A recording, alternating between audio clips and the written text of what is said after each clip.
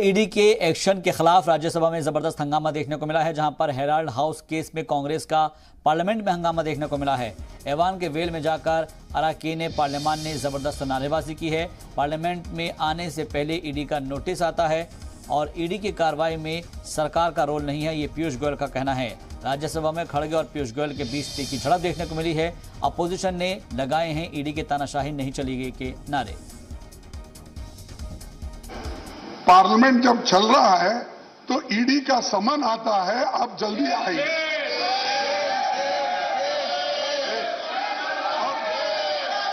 और दूसरी चीज, Priyanka ji don't disturb, Priyanka ji don't disturb please. और मुझे 12:30 को मुझे जाना है, क्योंकि मैं तो कानून के तहत मैं अवॉइड करना नहीं चाहता हूं, मैं कानून का पालन करना चाहता हूं। लेकिन इस वक्त ईडी बुलाना, मुझे समन करना जब पार्लियामेंट सदन है, चल रहा है, क्या ये उचित है? एक।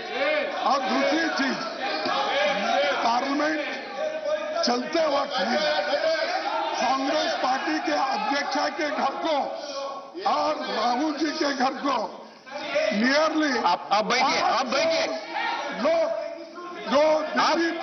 लोग घेराव डाले हैं और घर को। और इस जगह इस तरीके से अगर हम चलेंगे, क्या डेमोक्रेसी हमारी जीवित रहेगी? क्या संविधान के तहत हम चलेंगे? तो ये वो पर्पसली ये कर रहे हैं कि हमको डिमोरलाइज करने के लिए, हमको खत्म करने के लिए, डराने के लिए।